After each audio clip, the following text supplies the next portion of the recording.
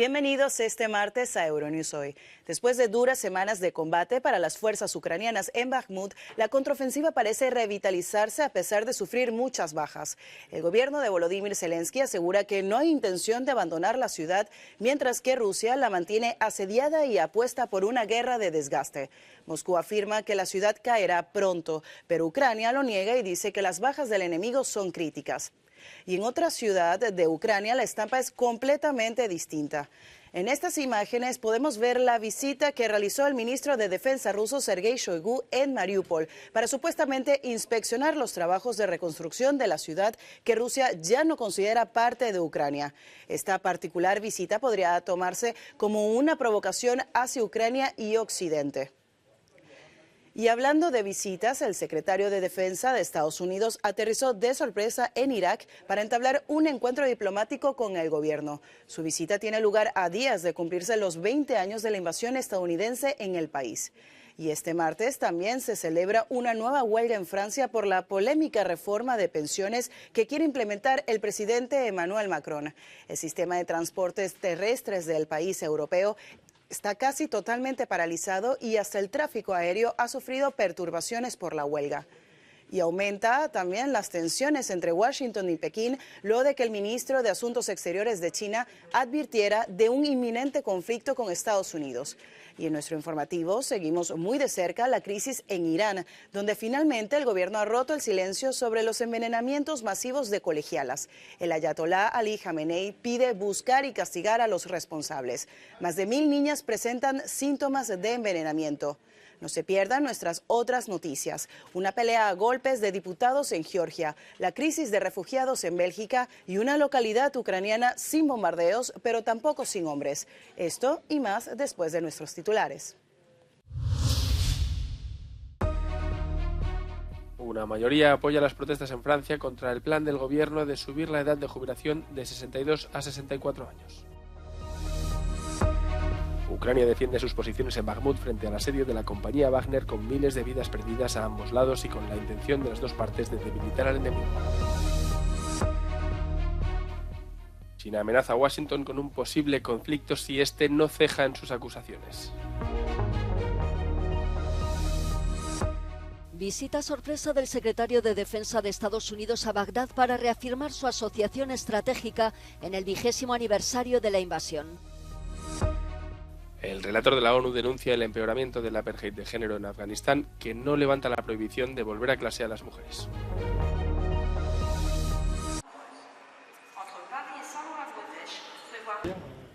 Comienza una nueva jornada de huelga en Francia contra la reforma del sistema de pensiones. Todos los transportes se han visto afectados y los sindicatos han prometido paralizar el país. Muchos trabajadores se quedaron en casa y otros salieron a protestar. C'est compliqué pour ceux qui sont obligés d'aller bosser, quoi. Les trains, on n'en a pas trop. Voilà, quand les gens y habitent, c'est compliqué. Mais sinon, bon, je peux comprendre aussi. Les gens, ils en ont ras-le-bol, travailler encore plus. Los organizadores aseguran que se han movilizado más sectores que en anteriores jornadas de huelga, mientras la oposición afirma que el movimiento está entrando en una fase crítica. Dans un grand nombre de secteurs décisifs pour la vie du pays, la grève est reconductible et on doit s'attendre à ce que demain et après-demain soient des jours encore de mobilisation sociale très intense et justifiée. Entre el 20 y el 30% de los vuelos en los dos principales aeropuertos de París fueron cancelados, mientras que los viajeros nacionales e internacionales también se vieron afectados por una reducción de trenes de alta velocidad. La red de carreteras del país no dio tregua, con bloqueos en los principales centros logísticos. Las encuestas muestran que los ciudadanos están mayoritariamente en contra de los planes del gobierno de aumentar la edad de jubilación de 62 a 64 años y siguen apoyando las huelgas. Los más afectados son los jóvenes, que protestaron también frente a los centros educativos. Moscú publica nuevas pruebas de la gira de su ministro de Defensa, Sergei Shoigu, por las regiones orientales de Ucrania ahora mismo controladas por Rusia. Según las imágenes mostradas, Shoigu llevó a cabo una visita a Mariupol, ocupada por las tropas rusas desde mayo, tras varios meses de bloqueo y bombardeos.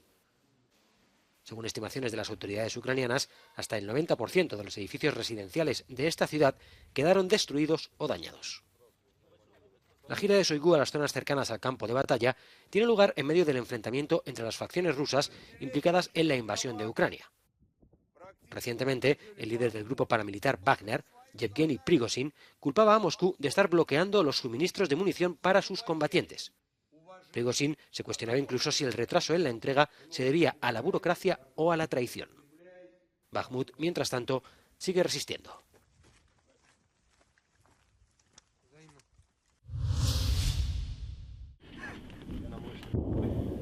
El ejército ucraniano no tiene intención de retirarse de Bakhmut. Moscú y Kiev se disputan la ciudad pese a que no tiene más importancia estratégica que la debilitación del enemigo.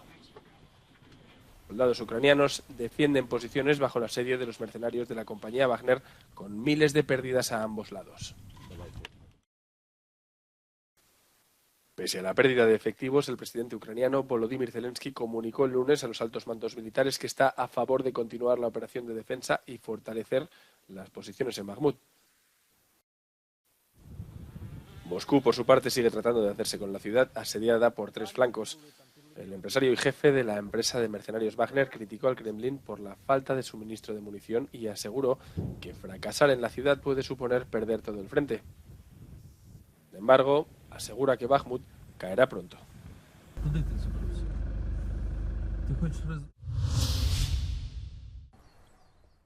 Nuevas tumbas de soldados se alinean en Mukatsevo, en la región ucraniana de Transcarpacia. Los últimos soldados caídos reposan junto a los caídos de la Segunda Guerra Mundial, la Guerra de Afganistán o de la invasión de Crimea. Este joven, Alexander, llora a su padre, fallecido hace 3 meses debido al conflicto actual. Да, було дуже больно. Стояв в ту мить біля мами і почув від його ровесника, що тато дійсно помер.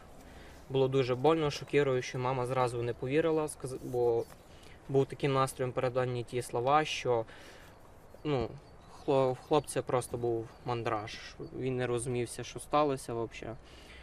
І отак. Дуже було больно. Не можна було повірити. В ту секунду просто як пулею вистрілило тобі в голову.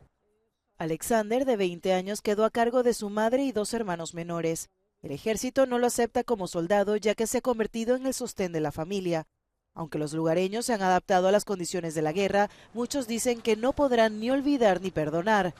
2 hijos y 2 nietos de una maestra jubilada, Clara Jaluz, están luchando en el frente. Lelkileg is. Azt ott mindent megnézni, átnézni, hát én nem szültem őket háborúra, nem is neveltem őket úgy, hogy legyenek készen halottokat átlépni és tovább menni, vagy hogy az? Na és a tévében mindig bekapcsolom, mindig várom, mikor már megmondják, hogy béke lesz. Biztosan megbolondulok, ha meghallom ezt, annyira fogok örülni. Hittan tanítom. No se deja vencer por la tristeza. Es voluntaria en una organización religiosa y visita todos los días a su nuera, cuyo marido e hijo están en el frente. La preocupación siempre está allí. Ez a Diana. A középső a fiam, és ez az egyik, és az kis Даринка. Ні, Домінік дуже сильно допомагає, що треба, то робить. Дашка переживає, кожен вечір її плаче, що хоче папу. Хочу, бо ця війна закінчила. І все, повернувся додому, живий, здоровий. En Mukatsevo, sus habitantes hacen la compra después del trabajo. Van a la iglesia y pasean por el centro. A los hombres en edad militar solo se les ve de uniforme. Algunos se hacen fotos con sus familias antes de ir al frente. Bár Kárpátalján jelenleg nem dúlnak harcok, az itt élők lelkében még sincs nyugalom. A kamaszoknak sokszor egyik pillanatról a másikra kell felnőniük, az asszonyoknak pedig meg kell tanulniuk egyedül is boldogulni. Az itt élők alkalmazkodtak a háborús körülményekhez, bár mindenki, akivel beszéltünk, azt mondja, egyetlen vágya van, mi hamarabb béke legyen. Senuda Nóra, Euronews, Munkács, Kárpátalja. La justicia bielorrusa condena a 15 años de prisión a la líder opositora Svetlana Tikhanovskaya. Un tribunal de Minsk la ha declarado culpable del cargo de conspiración para hacerse con el poder estatal por vías anticonstitucionales, entre otros delitos. Cabe recordar que Tijanovskaya se encuentra actualmente en el exilio, concretamente en Lituania, por lo que ha sido juzgada en ausencia. La, para muchos, legítima ganadora de las elecciones presidenciales de 2020 exigió en su momento que le dejaran ver a distancia los materiales de este caso, si bien esa petición fue denegada por el tribunal. Junto a Tijanovskaya han sido condenados también el exministro de Cultura Pavel Latushko, a 18 años, además de otros 3 opositores que reciben por su parte una pena de 12 años de cárcel. A través de las redes sociales, la líder opositora no ha dudado en tachar este juicio de farsa, acordándose igualmente de los miles de presos políticos que desde las protestas derivadas de aquellas elecciones permanecen entre rejas por orden del presidente Lukashenko. Son imágenes del Parlamento de Georgia y muestran cómo diputados partidarios y detractores de la ley de agentes extranjeros llegaban a las manos. La polémica normativa es similar a la que Rusia aprobó hace años y que utilizó Vladimir Putin para silenciar a la oposición. La oposición georgiana denuncia una ley mordaza que aleja al país del camino hacia la Unión Europea. Mientras los diputados se peleaban, fuera, cientos de manifestantes proeuropeos desplegaban una bandera gigante georgiana y de la UE frente al Parlamento.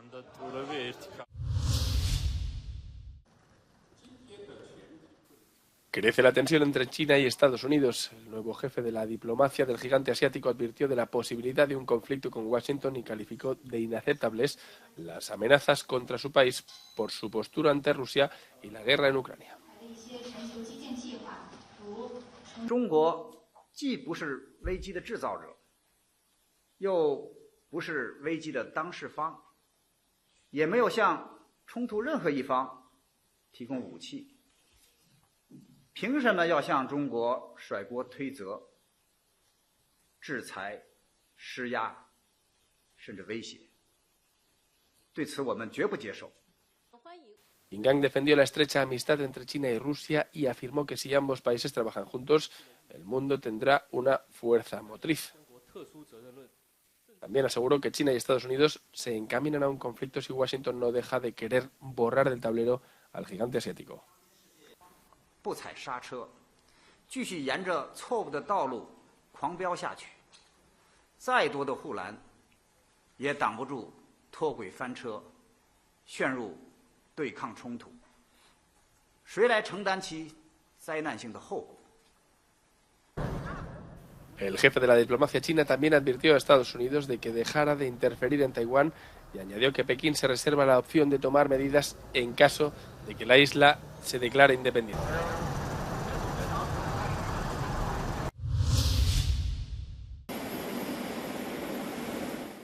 Visita sorpresa del secretario de Defensa de Estados Unidos a Bagdad. Lloyd Austin está en la capital iraquí para reafirmar la asociación estratégica entre ambos países en vísperas del 20º aniversario de la invasión estadounidense que derrocó a Saddam Hussein. The U.S. commitment to expanding our partnership with the people and the government of Iraq. We're deeply committed to ensuring that the Iraqi people can live in peace and dignity, with safety and security, and with economic opportunity for all. Bagdad mantiene fuertes lazos con Washington, especialmente militares, aunque a lo largo de los años el gobierno iraquí se ha convertido en un aliado inquebrantable de Teherán, enemigo de Estados Unidos. El líder socialdemócrata Kemal Kılıçdaroğlu ha sido elegido por la oposición turca como el candidato que enfrentará al presidente Recep Tayyip Erdoğan en las elecciones del 14 de mayo. Kılıçdaroğlu, funcionario jubilado de 74 años, es desde 2010 el presidente del partido socialdemócrata CHP, el mayor de la oposición. La principal promesa de la coalición es desmantelar cuanto antes el sistema presidencialista introducido en Turquía por Erdoğan en 2017, que da un enorme poder ejecutivo al jefe de Estado.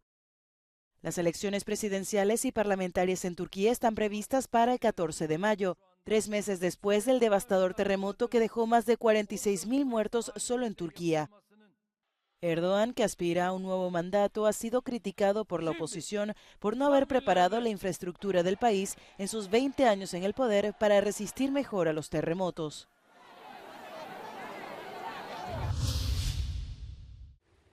Turquía aún no logra recuperarse del devastador terremoto del pasado 6 de febrero. calificado por la OMS como la peor catástrofe ocurrida en Europa en un siglo. El corazón histórico de Antioquía ya no late, solo quedan ruinas. Rafet Yabrun es un líder local. Cuenta a las cámaras que se ha quedado sin vecinos, pero no quiere marcharse. Nedim Kavlak öldü. Doktor, eşi, çocukları. Hepsi gitti abi daha. Konuşamıyorum. Burada kaldım. Ayrılmayacağım buradan. El terremoto ha afectado a 14 millones de personas, una sexta parte de la población turca. De ellas, un poco más de 3 millones han tenido que abandonar sus hogares según cifras oficiales.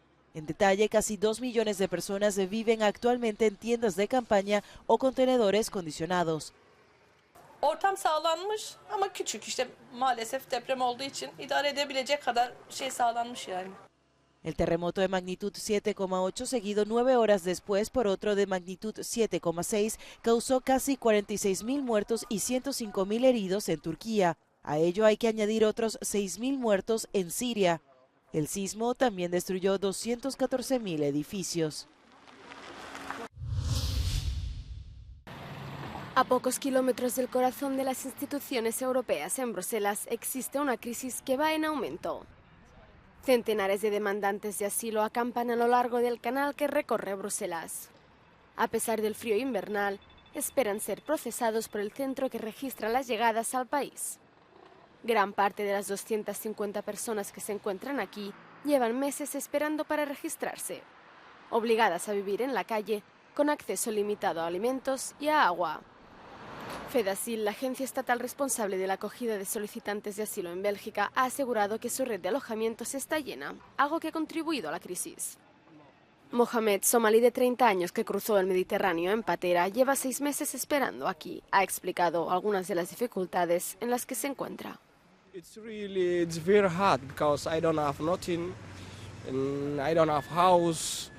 I don't have money, I don't have work. The money is for really, it's important when you work it, that is better. And I don't know how can I go to work when you don't have any safety of house, like where you can sleep. Also some social, when you don't have it, how we can help you. You cannot work, you know, that is my point also, is my big problem. Para Médicos Sin Fronteras, el problema no es solo la falta de un alojamiento adecuado. La organización, que ha instalado una docena de aseos móviles y un lavabo con agua potable, ha lamentado que electoralmente ayudar a los acampados no da votos. There's currently no political will to get a solution to this problem. It's not a simple and it's not an easy problem to solve, because even if you created new places, they would quickly get filled up by the new incoming persons. And there are a number of bottlenecks within the asylum system which need to be taken care of. But right now, for these people, there is a very simple solution, and that is asking the different communes of Belgium to take a number of persons and basically distribute all the 3,000 persons or so who are currently waiting for a center in the different communes in Belgium.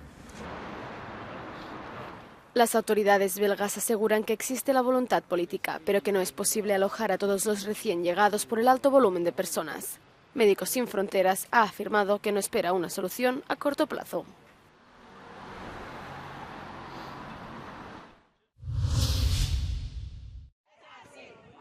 Las protestas se suceden frente al Ministerio de Educación de Irán, en Teherán, en plena crisis de envenenamientos en los colegios femeninos de este país.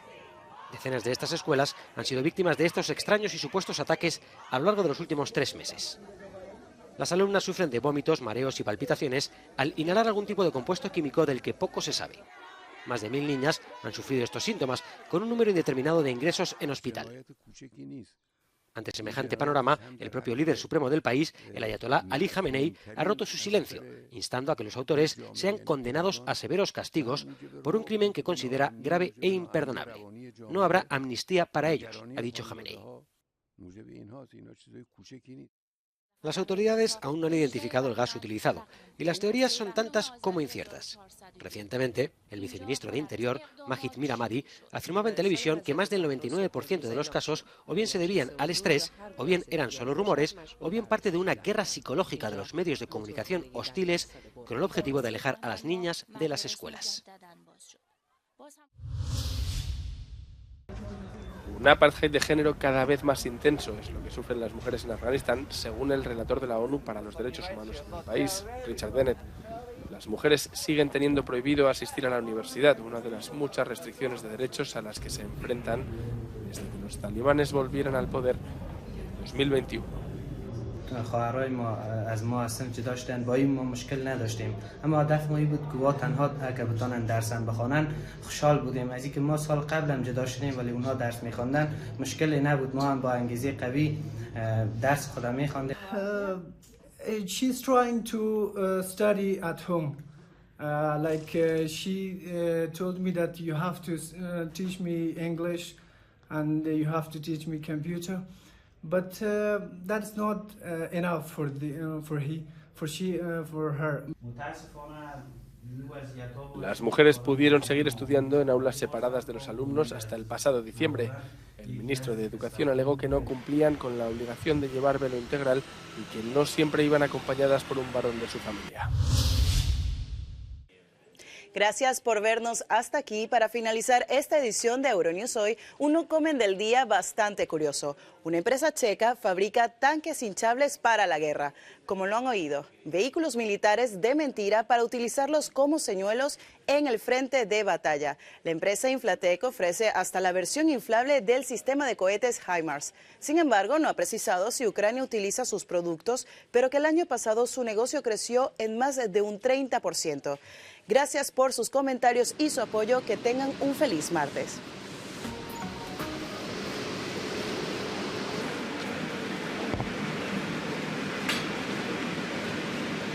Got it.